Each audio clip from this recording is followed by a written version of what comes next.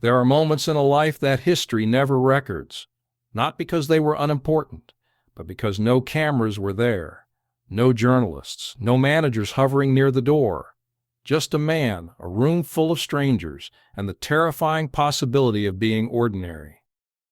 This is one of those moments. Paris, 1971. A small arrondissement near the Seine, where the streets still carried the smell of bread and rain at dusk. In a narrow building on a side street barely wide enough for two people to pass without touching shoulders, a handful of poets gathered once a week to read their work aloud. No record deal, no label, no applause track waiting in the wings. Just words and the silence between them. On one particular evening in early spring, a man walked through that door wearing a heavy coat despite the mild weather, his dark beard untrimmed, his hair longer than any photograph in any record store would have shown. He was heavier than the posters. His eyes were quieter than the legends. He took a seat near the back wall, ordered nothing, and waited. Nobody in that room knew who he was. And for the first time in years, neither did he. To understand what Jim Morrison was doing in that room, you have to understand what he was running from. Not the law, though the law had certainly tried to catch him. Not his critics, though they had sharpened their knives for years. What Jim Morrison was running from in the spring of 1971 was the name Jim Morrison itself. It had started as a door, a way into something vast and electric. It had become a cage. And the man inside the cage had been pressing his hands against the bars for longer than anyone around him fully understood. He wanted to be a poet. That was the original dream. Not a rock star, not a performer, not a legend. A poet. Someone who sat alone with language and tried to pull the truth out of it by force. But the world had other ideas, and the world, when it finally noticed Jim Morrison, noticed him with a force that changed everything. By the time Jim Morrison arrived in Los Angeles in the mid-1960s, he had been through college, through film school at UCLA, through restless months sleeping on rooftops in Venice Beach and writing in notebooks that nobody read. He was 22 years old, penniless, brilliant, and utterly directionless. It was on a Venice Beach rooftop that Ray Manzarek found him. Or rather, walked toward him and heard him reciting lines that would eventually become songs.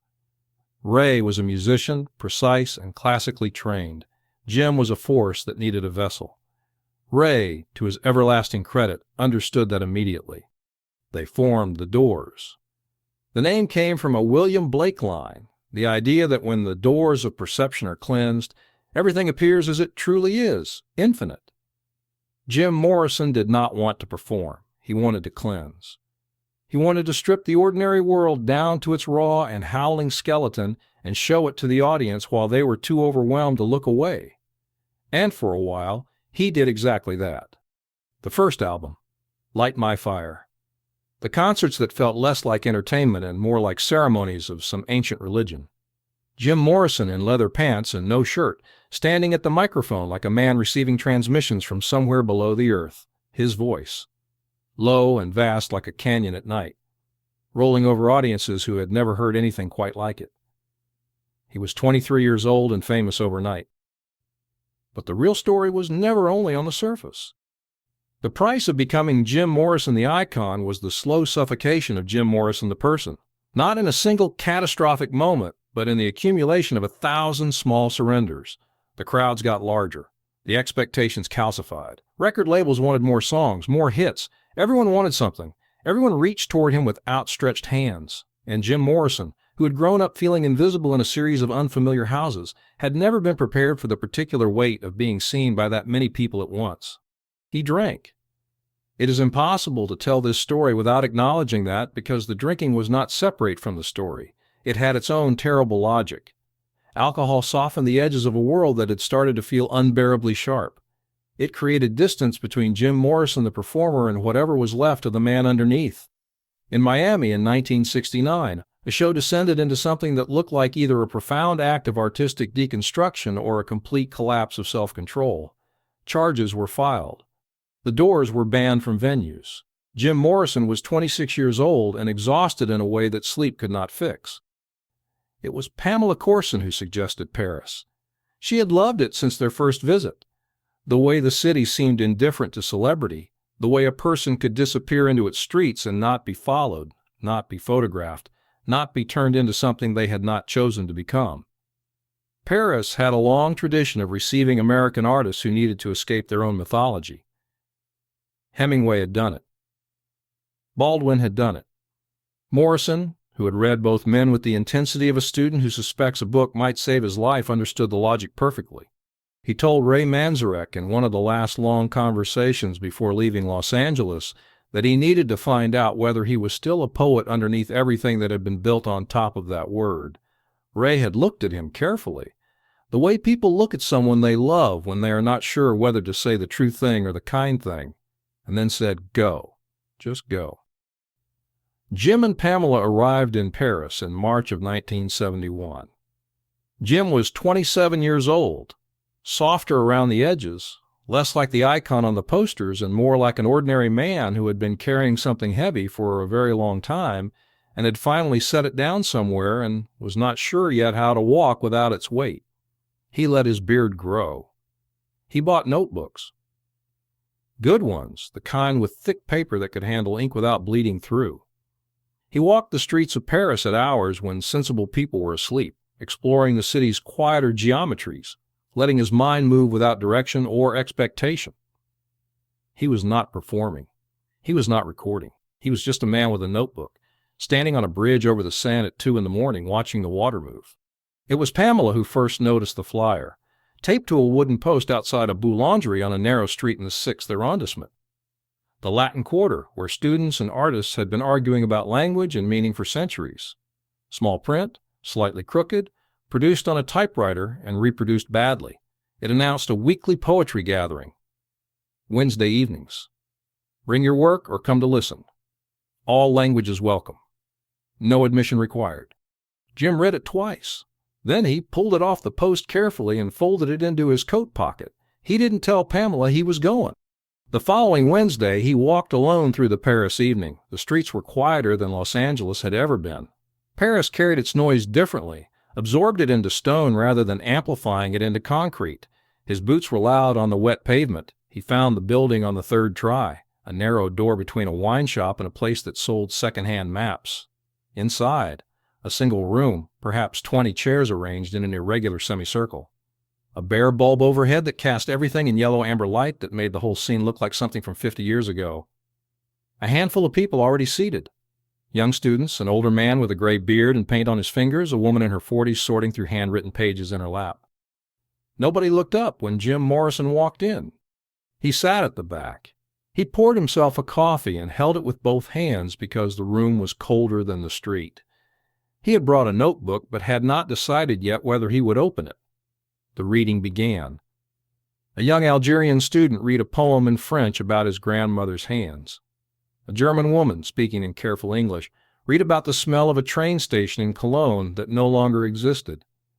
The older man with paint on his fingers read something in Italian that Jim could not understand but could feel.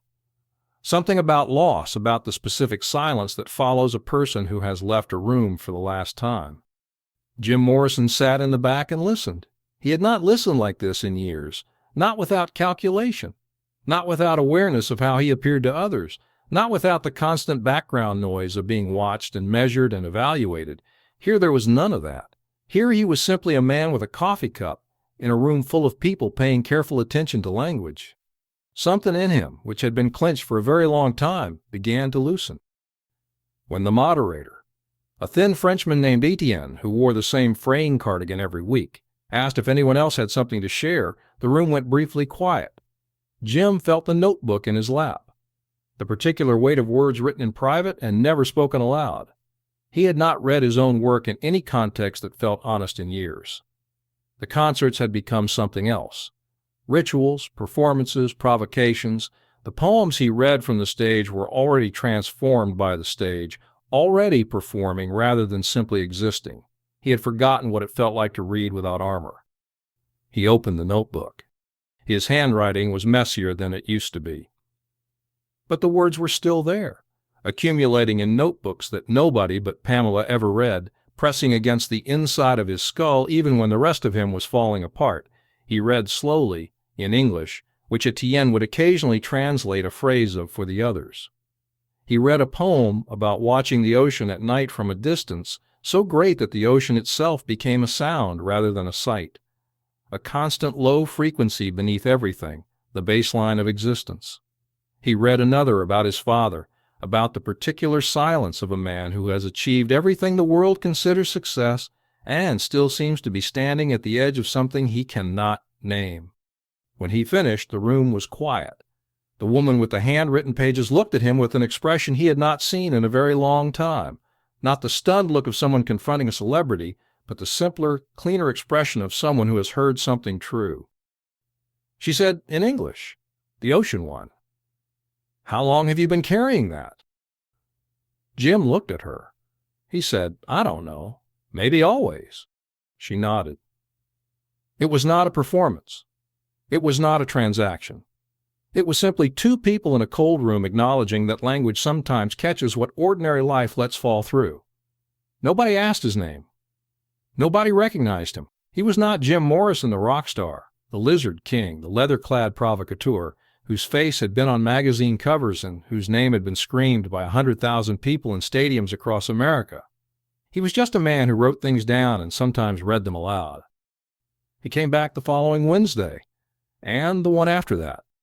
On the last Wednesday evening, Jim Morrison attended the gathering, though no one knew it was the last time.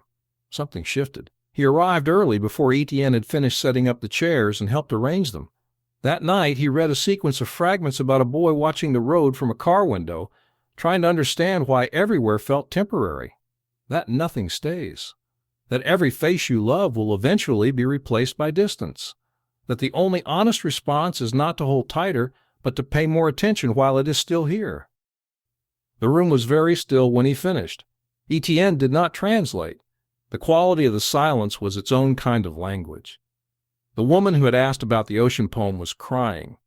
Not dramatically, just the quiet kind of tears that come when something reaches the place where you keep the things you never say out loud. Jim Morrison sat with that silence for a moment. Then he closed his notebook and said, quietly, to no one in particular, "I think that might be the first honest thing I've said out loud in about 4 years." Nobody laughed. Nobody applauded. The old Italian man nodded slowly, the way people nod when they recognize something true. Jim put his notebook in his coat pocket, said good night to Etienne in his clumsy French, and walked home along the sand. The water was black and very still. The lights of the city reflected in it, orange and white and gold, broken into fragments by the current, each fragment complete in itself and then gone. He stood on the bridge for a long time. Jim Morrison died on July 3, 1971, in a bathtub in Paris. He was 27 years old. The exact circumstances were never fully clarified. He was buried in Père Lachaise Cemetery in the same ground that holds Oscar Wilde and Edith Piaf and Frédéric Chopin. The city's permanent claim on those who came to it looking for something they could not find anywhere else. Nobody published an article about a Wednesday poetry gathering in the 6th arrondissement. Those evenings left no record beyond the memory of the people who were there. Etienne learned eventually. He read the obituaries. He looked at the photographs, the young, famous face, the leather pants, the electric presence on a stage, and placed that face against the face of the man who had helped him arrange chairs and read poems that made a woman cry. He said, years later, he seemed like a man finding his way back to something. I only know that when he read like it mattered. The songs endure. Of course they endure. When the first notes of the end or riders on the storm come through a speaker, they still do what they have always done. Reach past thought and touch something deeper, something that does not require context or knowledge to feel the weight of. But there is another dimension to Jim Morrison that the icon sometimes obscures. The dimension of a young man from a series of temporary houses who taught himself to reach for language as a way of making permanent what kept disappearing. Who wanted, above all else, not to be famous but to be honest? Who spent the last months of his life sitting in a room full of strangers and reading poems that no recording ever captured, for no audience that would ever know his name? The hunger that produced the songs was the same hunger that sat in that Paris room and felt, briefly, released from the cage of its own fame. Both things were real. Both things were him. Jim Morrison was many things. He was a genius and a force of nature and an artist of rare honesty and a poet who spent his whole life trying to find language precise enough to say the thing that kept escaping him. He was also, for a few cold Wednesday evenings in Paris in the spring of 1971, simply a man in a heavy coat who came to listen. And sometimes, in a life as loud and chaotic and mythologized as his, simply listening is the most important thing a person can do. The applause had been real, so had the silence afterward. Both belonged to him equally. Both always will.